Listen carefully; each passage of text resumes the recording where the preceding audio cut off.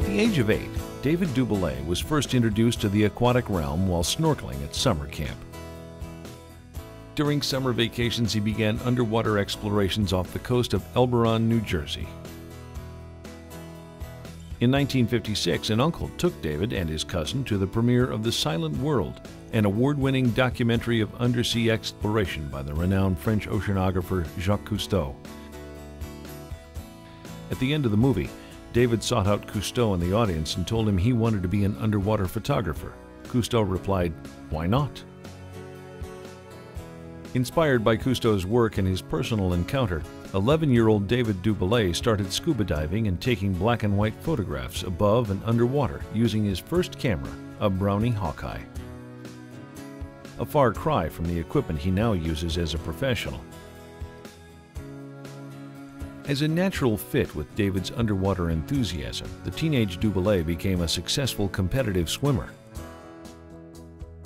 In his late teens, David began winning underwater photography contests, and he sold his first photo before he had his driver's license at age 16.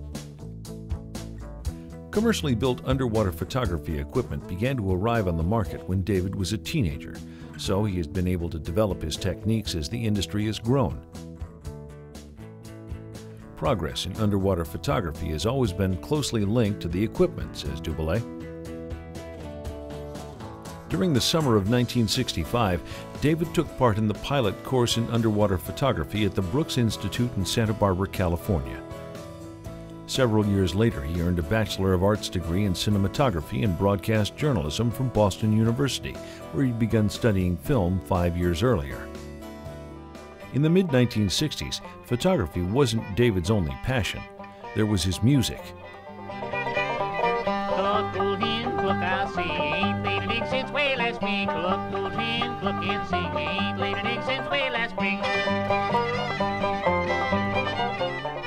That's David's band you hear.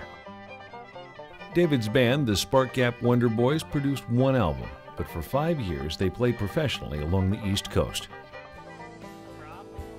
In 1971, while still a junior at Boston University, David began his long association with National Geographic as a freelance photographer. Paying his own way to Israel, David shot images for a National Geographic piece entitled The Red Sea's Garden of Eels.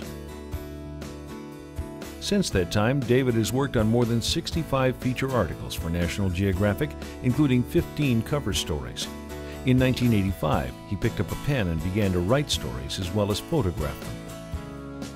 Although David names New Guinea and the Red Sea as his favorite work sites, his work has taken him around the world, taking photographs in cold, warm, fresh, and salt water. Among many spectacular images David has caught with his lens are those of coral reefs, southern stingrays, great white sharks, flashlight fish, shark-repelling flounders, fluorescent coral, Africa's Okavango Delta, and the remains of World War II shipwrecks. Throughout his career, he has captured wondrous imagery of aquatic life and animal behaviors that were previously unknown.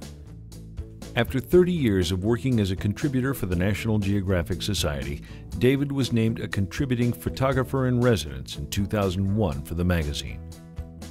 Further, David has authored 7 books on the sea and is a contributing editor to several other diving magazines around the globe, including Sport Diver, Dive UK, Ocean Geographic, and Diver.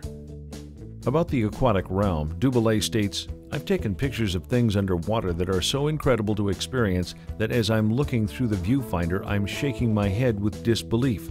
How could anything be so beautiful? There are extraordinary shapes, brilliant colors, amazing behavior, and adaptations."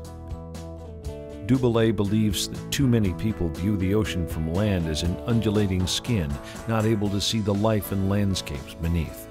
David thinks that more people should learn to dive, not less. He states, "It's not a skin, it's a doorway. Once you realize that, you can never look at the sea in the same way again. We've got to learn more about it and take care of it, or it will be gone." Doubilet believes that we can not just publish photos of pollution, degradation, and destruction, but we need to photograph the sea in all its glory. You have to show the world what is at stake and remind them through the images, this is what we have to protect. David's constant challenge to himself is to redefine photographic boundaries each time he enters the water. His passion is the undersea majesty of light and how to capture it. David, keep showing us the beauty of the aquatic realm. Teach us to care through your carefully crafted images, painted with light and your seemingly inexhaustible patience underwater. We are glad you focused on underwater photography rather than music. Congratulations on your DEMA 2007 Reaching Out Award. Old hens kegels, kegel in law, the next time kegels, kegel in the pot. Cluck, old hen, cluck, old now, soon you will be chicken delight.